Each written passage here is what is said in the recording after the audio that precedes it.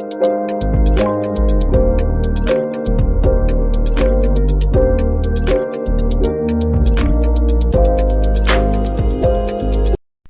दोस्तों, मैं राहुल सैनी एक बार फिर से आपका स्वागत करता हूं आपके अपने YouTube चैनल आकांक्षा क्लासेज में।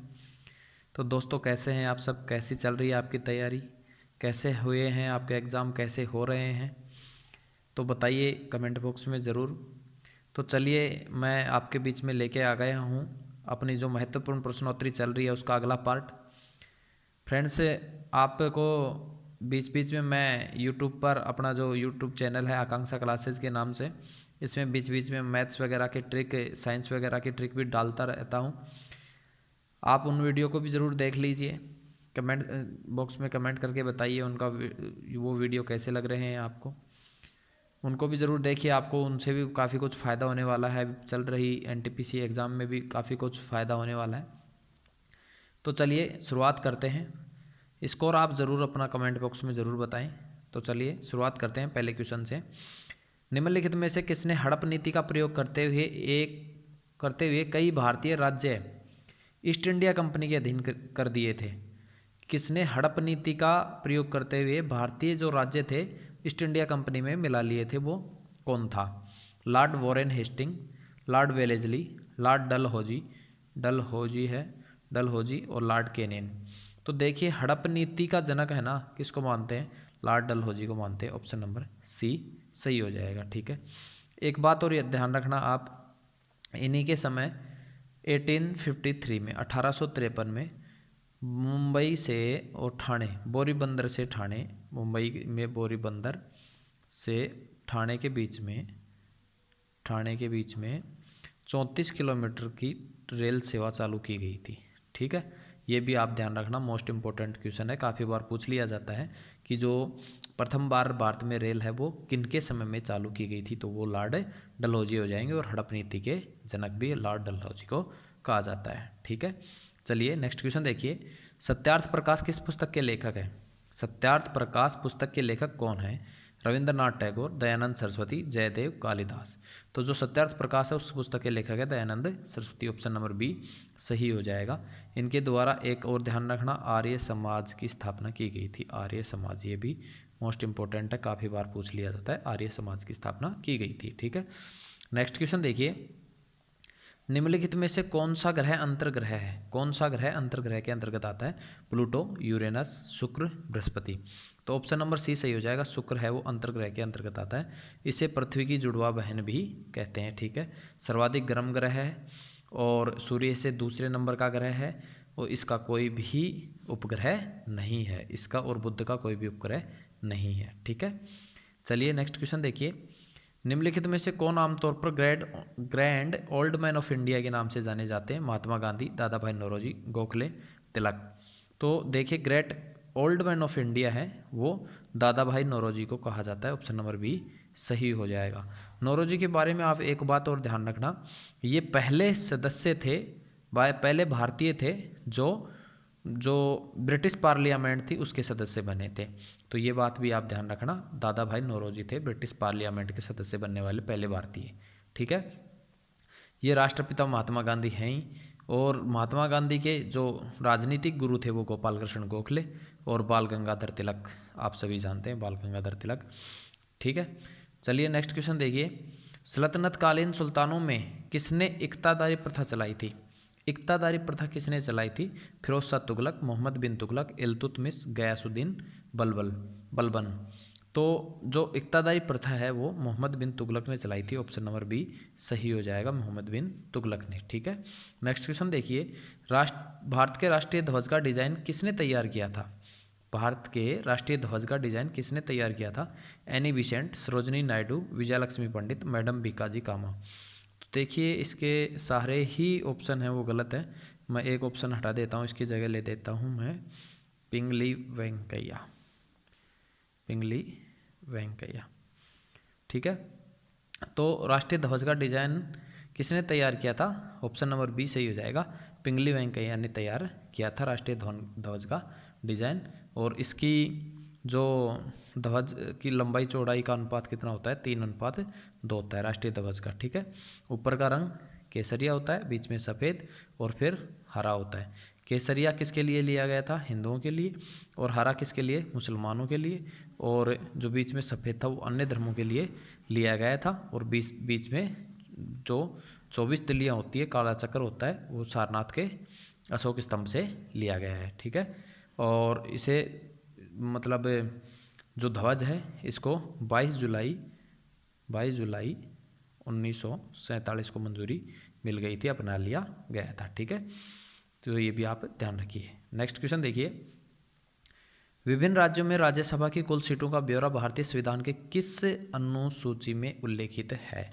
राज्यसभा की सीटों की जो ब्यौरा है वो किस अनुसूची के अंतर्गत आता है? पहली, दूसरी, चौथी और 9वीं। तो देखिए राज्यसभा की जो सूचियां हैं वो अनुसूची चतुर्थ में है। ठीक है। नेक्स्ट क्वेश्चन देखिए, दक्षिण अमेरिका का वृक्ष रहित मैदान क्या कहलाता है? दक्षिण अमेरिका का वृक्ष रहित मैदान क्या कहलाता है? Prairie, savanna, pampas, veld. तो सवाना है वो दक्षिण अमेरिका का वृक्ष रहित मैदान कहलाता है। ठीक है, सवाना घास के मैदान दक्षिण अमेरिका में पाए जाते हैं। प्रेयरी है वो उत्तरी अमेरिका में पाए जाते हैं, प्रेयरी उत्तरी अमेरिका में पाए जाते हैं। पंपास है ये ब्राज़ील और अर्जेंटीना का जो क्षेत्र है उसमें पाए जाते हैं। ठीक है, और वेल्ड है वो दक्षिण अफ्रीका में पाए जाते हैं। ठीक है, ये आप ध्यान रखना। ठीक है। नेक्स्ट देखिए, सुगौली की संधि किसके बीच संपन्न हुई थी?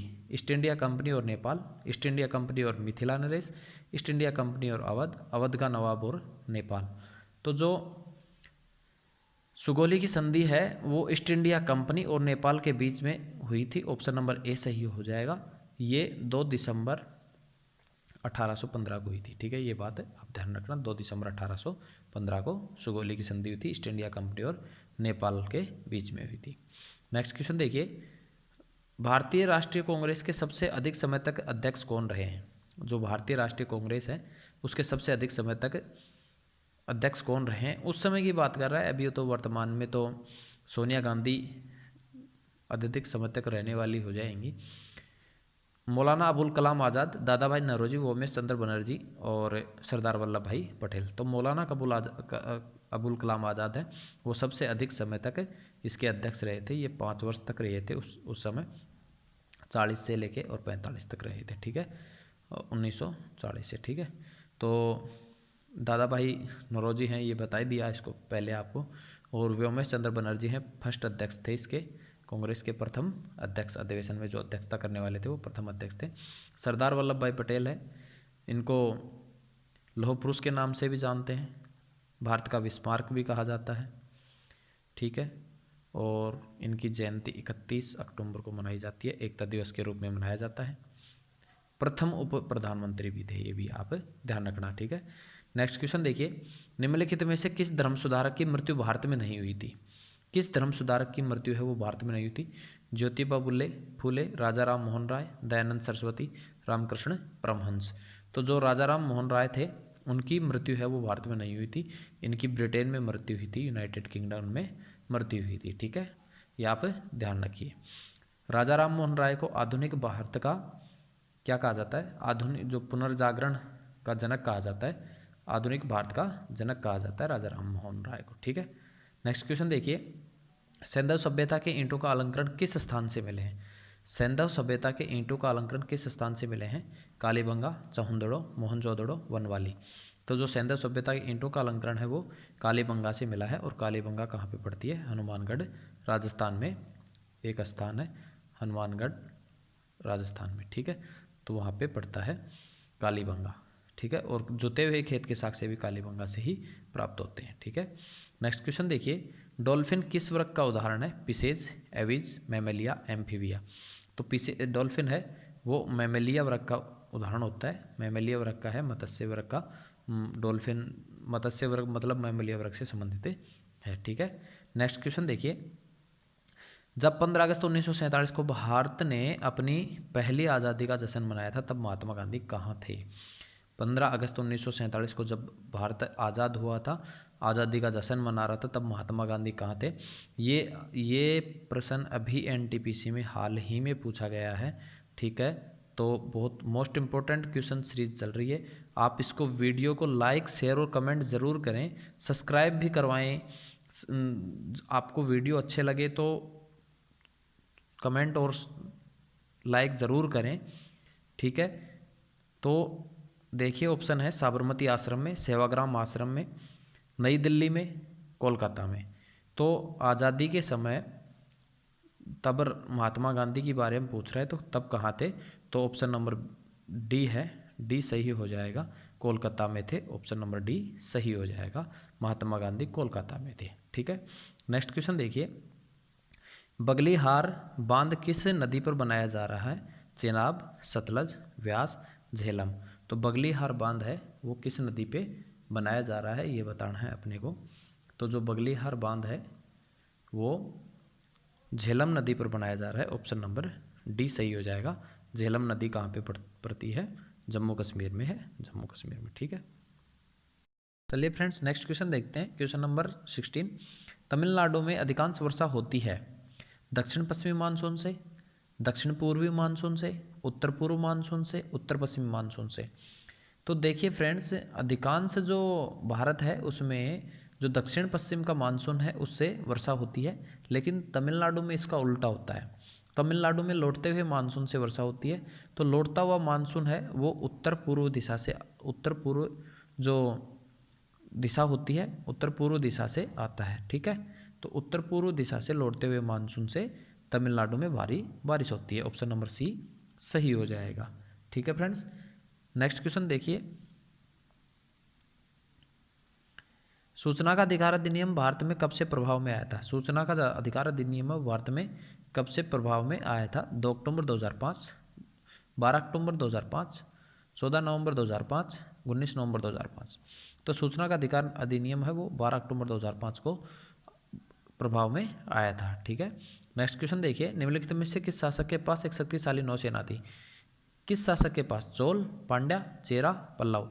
तो चोलों के पास एक शक्तिशाली सेना थी, और चोलों का जो संस्थापक है वो विजयालय को माना जाता है, विजयालय को माना जाता है संस्थापक। और इसकी चोलों की राजधानी कहाँ थी?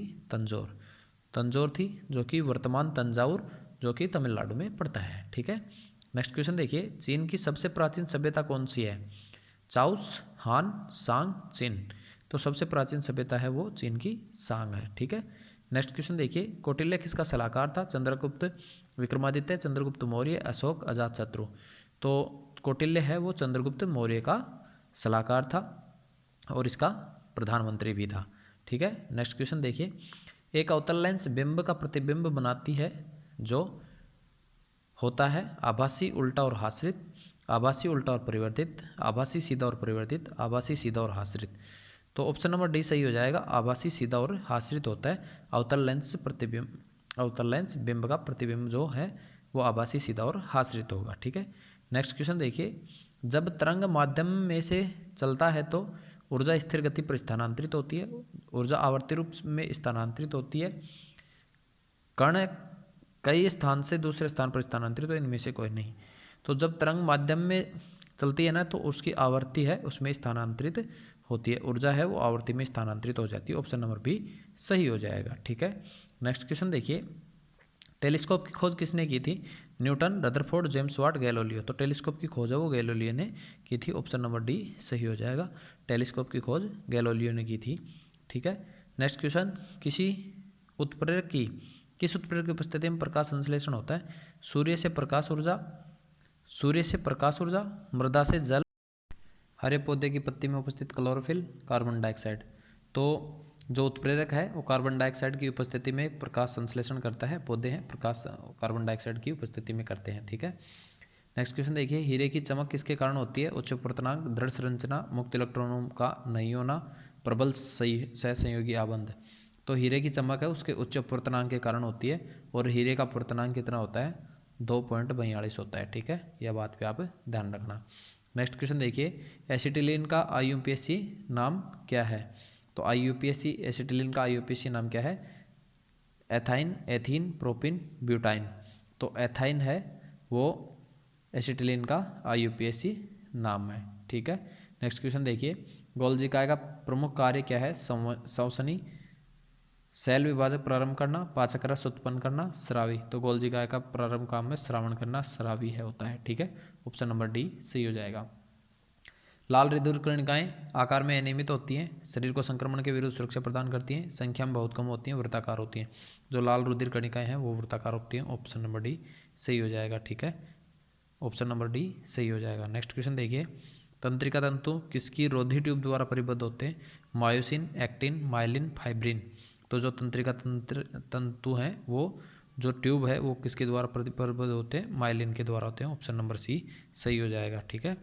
ऑप्शन नंबर सी सही हो जाएगा। नेक्स्ट क्वेश्चन देखिए, प्रकाश संश्लेषण का प्रथम स्तर यौगिक है फास्फोग्लिसरिक अम्ल, स्टार्च, ग्लूकोज, डाइफास्फोग्लिसरिक अम्ल।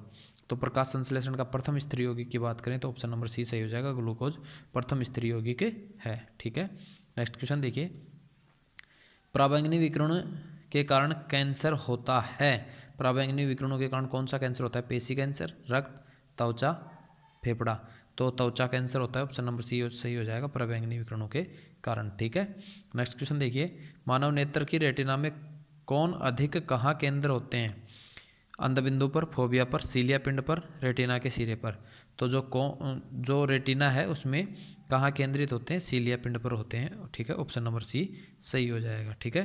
नेक्स्ट क्वेश्चन देखिए, जलीय पौधों में सामान्यतः सुविकसित होता है मूलतंत्र, संवहनी तंत्र, स्टामेटा, वायुतक। तो जलीय पौधे होते हैं उसमें सबसे ज़्यादा विकसित होता है वो संवहनी तंत्र होता है। ऑप्शन नंबर बी सही हो जाएगा, ठीक है। नेक्स्ट क्वेश्चन देखिए, रासायनिक ऊर्जा यांत्रिक ऊर्जा में परिवर्तित होती है। रासायनिक ऊर्जा है वो यांत्रिक ऊर्जा में परिवर्तित होती है, किसमें होती है, ठीक है। ऑप्शन है डायनेमो में, विद्युत मोटर में, विद्युत सेल में, ऑटोमोबाइल में। तो जो रासायनिक ऊर्जा है यांत्रिक ऊर्जा में ऑटोमोबाइल में बदलती है, ठीक है। ऑटोमोबाइल में इसका यूज होता है। ऑप्शन नंबर डी सही हो जाएगा, ठीक है। नेक्स्ट क्वेश्चन देखिए, तारों तथा सूर्य की ऊर्जा का स्रोत कौन सा है? नाभिकीय विखंडन, नाभिकीय संलयन, विद्युत चुंबकीय प्रेरण, अपकर्षण बल। तो मोस्ट इंपॉर्टेंट क्वेश्चन है, नाभिकीय संलयन होता है तारों का, और सूर्य में जो ऊर्जा का स्रोत होता है वो नाभिकीय संलयन का रूप होता है, ठीक है। नेक्स्ट क्वेश्चन देखिए, निम्न में कौन सा विद्युत धारा का मात्रक है? कौन सा विद्युत धारा का मात्रक है? फैराड प्रति मीटर, कूलाम प्रति सेकंड, एम्पियर प्रति सेकंड, ओम प्रति सेकंड। तो एम्पियर प्रति सेकंड है वो धारा का, विद्युत धारा का मात्रक होता है, ठीक है। नेक्स्ट क्वेश्चन देखिए, लूनर कास्टिक किसका अयस्क है? कॉपर का, निकल का, सिल्वर का, रेडियम का। जो लूनर कास्टिक है वो है सिल्वर का अयस्क होता है। ऑप्शन नंबर सी सही हो जाएगा, ठीक है। नेक्स्ट क्वेश्चन देखिए, निम्नलिखित क्षार वस्तुओं में से किसकी विशिष्ट ऊष्मा सबसे अधिक होती है? क्षार वस्तुओं में सबसे अधिक जो विशिष्ट ऊष्मा है वो किसकी होती है? सीजियम, रुबिडियम, पोटेशियम और लिथियम। तो सबसे जो अधिक विशिष्ट ऊष्मा होती है वो लिथियम की होती है। ऑप्शन नंबर डी सही हो जाएगा, ठीक है। और लिथियम है वो सबसे हल्की जो धातु होती है वो भी लिथियम होती है, ठीक है। ये भी ध्यान रखना, ऑप्शन नंबर डी सही हो जाएगा। नेक्स्ट क्वेश्चन देखिए, ग्रेफाइट ताप एवं विद्युत का सुचालक होता है। कार्बन परमाणु के समतल तल होने के कारण, मुक्त इलेक्ट्रॉनों की उपस्थिति के कारण, एक कार्बन परमाणु के अन्य 4 कार्बन परमाणु के संयोजन के कारण, उच्च गलनांक के कारण। तो ग्रेफाइट है वो विद्युत ताप का सुचालक होता है क्योंकि इसमें मुक्त इलेक्ट्रॉन की उपस्थिति होती है। ऑप्शन नंबर बी सही हो जाएगा।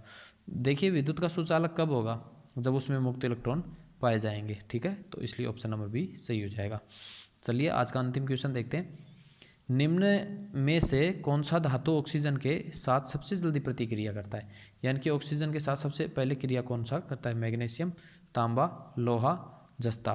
तो सबसे जल्दी जो ऑक्सीजन के साथ क्रिया करता है वो मैग्नीशियम होता है। ऑप्शन नंबर ए सही हो जाएगा। मैग्नीशियम का जो प्रतीक होता है वो Mg होता है, ये आप ध्यान रखना। ऑप्शन नंबर ए सही हो जाएगा, ठीक है। तो ये फ्रेंड्स अपने 40 मोस्ट इंपॉर्टेंट MCQ थे जो कि आने वाली रेलवे NTPC के लिए बहुत ही ज़्यादा इम्पोर्टेंट, ग्रुप डी के लिए भी बहुत ज़्यादा इंपॉर्टेंट होने वाले हैं। तो अपना स्कोर क्या रहा कमेंट बॉक्स में ज़रूर बताएं। वीडियो अच्छा लगे तो लाइक्स, कमेंट और शेयर ज़रूर करें। बहुत बहुत धन्यवाद।